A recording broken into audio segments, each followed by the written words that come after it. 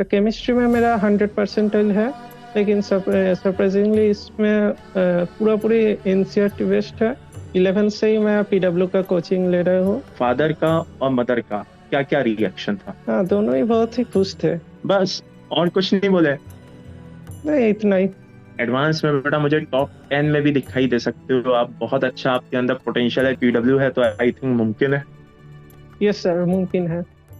Hello अनुमित्रा, कैसे हो बेटा? सब बढ़िया। फर्स्ट ऑफ ऑल बहुत बहुत आपको बधाई, कॉन्ग्रेचुलेशन, बहुत अच्छी परफॉर्मेंस रही। कितना थैंक यू सर। परसेंटाइल रहा ये हम आपसे जानना चाहेंगे बेटा। Sir 99.964 percentile. अरे वाह, बहुत बढ़िया, शानदार। तो कैसी रही आपकी जर्नी, ये जानना चाहते हैं बेटा सब। सर बहुत बढ़िया रही। 11 से ही मैं पीडब्ल्यू का कोचिंग ले रहा हूँ। पहले अर्जुना में था, फिर लक्ष्य जेई, और फिर लक्ष्य एआर बाद में एट द एंड। और जर्नी में बहुत ही सपोर्टिव थे टीचर्स, और खासकर आप हम्म, भी बहुत ही सपोर्टिव थे। और सारी चीजें बढ़िया बढ़िया ही चला गया। चलो, बहुत बढ़िया बहुत बढ़िया। तो कितने आवर्स स्टडी करते थे? Sir as such 10 to 12 hours तो देना ही चाहिए, और मैं भी देता था। कभी कभी कम भी हो जाता था, कभी कभी 1 आवर एक्सटेंड भी, वैसे करके। अच्छा, और क्या स्ट्रेटेजी रहती थी जिस समय आप फिजिक्स, केमिस्ट्री, मैथ्स ये सब इनकी प्रिपरेशन करते थे, तो इनको लेकर के क्या स्ट्रेटेजी क्या रहती थी सब्जेक्ट वाइज? फिजिक्स में कैसे करते थे सब्जेक्ट को डील, मैथ्स में कैसे डील करते थे, केमिस्ट्री को कैसे डील करते थे? सर सारे सब्जेक्ट में जो मैंने कॉमन चीज देखा, वो कॉन्सेप्ट पहले क्लियर करना चाहिए और फिर क्वेश्चंस लगाना चाहिए। पहले सारे सब्जेक्ट्स का कॉन्सेप्ट क्लियर कर लेता था, और फिर बहुत ही ज़्यादा प्रैक्टिस, और खास करके टेस्ट टेस्ट और टेस्ट एनालिसिस की वजह से ही अच्छे मार्क्स इम्प्रूवमेंट हो रहा था। और एनसीईआरटी भी मीन्स सिर्फ जेई मेंस का फोकस्ड जो भी है, एनसीईआरटी एक बहुत ही बढ़िया रिसोर्स है, लेकिन उससे पहले कॉन्सेप्ट सारे क्लियर रहना चाहिए। अच्छा, वैसे हर एक सब्जेक्ट के लिए अलग अलग रिक्वायरमेंट होती है ना? फिजिक्स, मैथ्स, केमिस्ट्री सबकी प्रिपरेशन के लिए आप कोई बुक्स प्रेफर करते थे, या जो क्लास में अपना क्लास नोट्स रहते थे, इलस्ट्रेशन मिलता था कोचिंग की तरफ से, वही सफिशिएंट रहता था? एक क्लास नोट्स, कोचिंग मटेरियल्स और टेस्ट, ये सारे सफिशिएंट है, और एनसीईआरटी भी सफिशिएंट है। और दूसरे बुक्स मीन्स प्रेफर कर सकता था, एक तो मैंने ट्राई भी किया, लेकिन टाइम ज़्यादा नहीं दे पा रहा था, इसलिए पहली प्राइमरी रिक्वायरमेंट है ये कोचिंग मटेरियल्स। बहुत बढ़िया। अच्छा, आपके फादर क्या करते हैं बेटा? Sir home tuition. अच्छा अच्छा, और मदर मदर भी जॉब होम में ट्यूशन। या हाउस वाइफ? Home tuition. अच्छा अच्छा, तो यानी कि अगर दोनों होम ट्यूशंस हैं, सब कुछ है, तो इसका मतलब घर में एक अच्छा एनवायरनमेंट रहता होगा भाई हाँ, के हिसाब से। इन्वायरमेंट अच्छा ही था, और स्टेबल कंडीशन में थे। बहुत बढ़िया बहुत बढ़िया। तो कैसे सपोर्ट करते थे फादर मदर? पहले कोई आपके फैमिली में रहा है कोई आईआईटीएन, आपके ब्रदर सिस्टर या कजन कोई भी? नहीं, आईआईटीएन तो नहीं रहे, लेकिन मेरा ग्रैंडफादर इरिगेशन इंजीनियर थे, अच्छा स्टेट अच्छा, बहुत गवर्नमेंट का। बढ़िया। जी जी जी, बहुत बढ़िया बहुत बढ़िया। तो क्या पेरेंट्स की तरफ से क्या एफर्ट रहता था? Parents have given the 100% efforts for me, और यही जर्नी शुरू से एंड तक बहुत ही सपोर्ट किए थे। बहुत बढ़िया। तो अभी जब इतना शानदार परसेंटाइल बना, तो आपने नो डाउट पेरेंट्स को भी बताया होगा, तो फादर का और मदर का क्या क्या रिएक्शन था? हाँ, दोनों ही बहुत ही खुश थे। बस, और कुछ नहीं बोले? नहीं, इतना ही। अच्छा अच्छा अच्छा, ये नहीं बोला कि अब चलो भाई एडवांस के लिए प्रिपरेशन करते हैं? हाँ, एडवांस का प्रिपरेशन अभी प्राइमरी फोकस है। बिल्कुल बिल्कुल, नहीं, नो डाउट इन इट, बहुत शानदार रहा है। तो अब एडवांस की प्रिपरेशन कैसे करोगे? एडवांस के पीडब्ल्यू पे पूरा फोकस्ड, और खुद पे कॉन्सेप्ट बिल्डिंग का फोकस। अच्छा, टीचर की गाइडेंस कितनी वैल्यू रखती है इन सब प्रोसेस में? इन मतलब पढ़ाते स्टूडेंट का। हैं, देखो वो तो ठीक है, वो तो है ही, पढ़ा रहे हैं वो तो 100% वैल्यू रखती है, मैं उसका नहीं पूछा।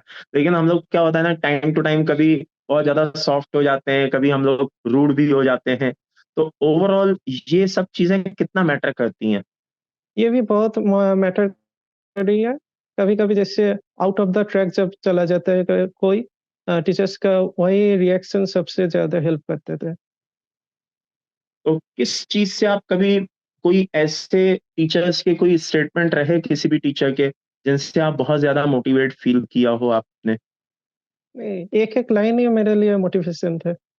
अरे वाह! क्या बात है, बहुत बढ़िया, शानदार। तो ओवरऑल मेन मोटिवेशन आपको कैसे मिलता था? ये इस पूरी जर्नी को आपने शुरू किया, तो आखिरकार आपका इसमें इंटरेस्ट क्या साइंस में शुरू से था बेटा? या कुछ ऐसा इंसिडेंट रहा लाइफ में, कुछ ऐसा रहा जिसकी वजह से आपका झुकाव इधर बढ़ता चला गया? नहीं मतलब क्लास 8 तक तो मैं सोच रहा था बायोलॉजी लेके नीट देने वाला, लेकिन 9 से एग्ज़ैक्टली, ओके। लॉकडाउन के बाद जेईई थोड़ा-थोड़ा करके और फिर कंप्यूटर साइंस में पैशन आई और फिर हुँ, वही रही। ओके। नहीं तो ये जो पॉइंट चेंज हुआ, पहले आप कह रहे हो मैं बायो में जाना चाहता था, फिर अचानक आपका जो इंटरेस्ट है वो मैथ्स में बढ़ गया। तो क्या कोई रीज़न था इसके पीछे? नहीं एक्चुअली मैं मैथ्स को बहुत ही ज़्यादा प्रेफ़रेंस देता हूँ बायोलॉजी ओके। से और क्लास 8 से पहले वो सब समझ में नहीं आता था। तो धीरे-धीरे मतलब मैथ्स को लेकर के इंटरेस्ट डेवलप हुआ, आप मैथ्स की तरफ मूव कर गए। बहुत बढ़िया। अच्छा, जैसे आपने बताया 12 आवर्स स्टडी करते थे आप, है ना? और कभी-कभी ज़्यादा भी हो जाता था। एक दिन में कितने सब्जेक्ट आप कवर करने की कोशिश करते थे? एक दिन में मीन्स जैसे-जैसे सिलेबस था कॉन्सेप्ट अगर क्लियर हो जाता था, तभी बाकी सब्जेक्ट को भी लेकिन पहली बात तो मैथ्स और फिज़िक्स को इक्वली सफिशिएंट टाइम देना पड़ता था और केमिस्ट्री शफ़ल कर के। मीन्स कभी-कभी इनऑर्गेनिक, कभी-कभी ऑर्गेनिक। ओके। तो मैथ्स और फिज़िक्स आप पर डे पढ़ते थे? Yes sir. अच्छा, केमिस्ट्री में तीनों सब्जेक्ट को कैसे डील करते थे? जैसे एक दिन क्या फिज़िकल उठा लिया, ऑर्गेनिक, इनऑर्गेनिक कैसे डील करते थे? एंड के टाइम में तीनों को ही प्रेफ़रेंस देना पड़ रहा था, लेकिन हुँ, जब मिड टाइम था ड्यूरिंग द जर्नी तभी कभी-कभी फिज़िकल, कभी-कभी इनऑर्गेनिक अ, वैसे कर ओके। एयर बैच से कितना आपको बेनिफिट हुआ? एयर बैच में जैसे कि टीचर्स के गाइडेंस, लाइव इंटरेक्शन और स्टूडेंट कम्युनिटी ये बहुत ज़्यादा हेल्प किया। That's good. अच्छा, कोई आपका ऐसा फ्रेंड सर्किल भी था, जो एयर बैच में और भी बच्चे थे? तो क्या उनसे भी आपका मिलना-जुलना था? कॉन्टैक्ट में हाँ, रहते? Interaction like WhatsApp interaction, message interaction होता रहता है। हुँ। तो क्या कांसेप्ट्स को लेकर के भी आप एक-दूसरे को डिस्कस करते थे एक-दूसरे से आप सब लोग? हाँ, बहुत टाइम्स हम करते थे। तो इससे हेल्प मिलती थी? हाँ, इसमें ये भी एक बड़ा रोल प्ले करता है। ओके, नहीं ये लाइन आपने बहुत बड़ी लाइन बोली कि दोस्तों के साथ जो आपका इंटरेक्शन होता था कॉन्सेप्ट्स को लेकर के, सब्जेक्ट को लेके बहुत अच्छा रोल प्ले करता था। मतलब मेरी इसमें सभी स्टूडेंट्स को एक एडवाइस है कि अपनी कंपनी ऐसी बनाइए, जो आपको सब्जेक्ट स्ट्रॉन्ग करने में हेल्प करे, मोटिवेट करने में हेल्प करे, ना कि डिमोटिवेट करे। करेक्ट? क्यों ना मित्रा, सही यस बोला सर। बेटा मैंने? यस सर, बहुत बढ़िया। एकदम। अच्छा, बेसिकली आप हो कहाँ से? मैं बोलपुर वेस्ट बंगाल। अच्छा, अच्छा, अच्छा। तो फैमिली में और भी कोई हैं जो आईटीएन हों या बी इंजीनियर हों? दादाजी का तो ख़ैर आपने बताया ही, नो डाउट इन इट, है ना? बाकी और भी कोई कज़न में या कोई ऐसे हैं मेडिकल में हों? हाँ, कोई-कोई मीन्स इंजीनियर है और आईटी में कोई-कोई पीएचडी, एमएससी है, वो सब जानता हूँ लेकिन बीटेक में एज़ सच अभी तक नहीं जानता। अच्छा, तो जब आपके रिज़ल्ट के बारे में आपके रिलेटिव्स को पता चला, उनका क्या रिएक्शन था? हाँ, उनका भी खुश ही थे। चलो, बहुत बढ़िया, बहुत बढ़िया। चलो, तो आप फैमिली में अकेले हैं या कोई भाई-बहन कोई और भी है? नहीं, ओनली सन। अच्छा, आप अकेले हैं। चलो, तो नो डाउट इन इट आप भी एक इंस्पिरेशन का बेटा काम करोगे, नो डाउट। बहुत बढ़िया। बच्चों को क्या मैसेज देना चाहते हो, बच्चों को यही कि जो अभी टीचर्स पे फोकस प्रिपरेशन कर रहे हैं? हुँ, हाँ, टीचर्स पे एकदम पूरा-पूरी टीचर्स ही मेन मोटिवेटर है। उन पे पूरा-पूरी फ़ोकस जो भी मटेरियल दे रहे हैं, बैच पे, डीपीपी, टेस्ट ये सब जैसे-जैसे दे रहे हैं ऐसे-ऐसे कंप्लीट करना चाहिए। बहुत बढ़िया, बहुत बढ़िया। अच्छा, नो डाउट बहुत से बच्चे होते हैं बेटा जिनका रिज़ल्ट बहुत अच्छा आया होगा, कुछ बच्चे नो डाउट ऐसे भी होंगे जिनका रिजल्ट फिलहाल सेटिस्फैक्टरी नहीं होगा, डिसअपॉइंट फील कर रहे होंगे, है ना? उनको आप क्या टिप्स देना चाहोगे सेकंड अटेम्प्ट के लिए? उनको पहली बात तो जो भी मिस्टेक्स हुई है, उस पर पूरा-पूरी फ़ोकस और give all the best as much as you can, क्योंकि अभी जैसे देख रहे हो कि परसेंटाइल बहुत ही राइज़ हो गया है, मार्क्स फॉर 99 परसेंटाइल वजह से। इसलिए उस मार्क्स वर्सेस परसेंटाइल पे मत फ़ोकस करके कॉन्सेप्ट बिल्डिंग और प्रैक्टिस। अच्छा यार, ये जो अभी तुमने बोला ना, इससे मेरे दिमाग में एक क्वेश्चन आया। हाँ, जैसे मैथ्स है, फिजिक्स है ना? पहले फिजिक्स से बात करते हैं।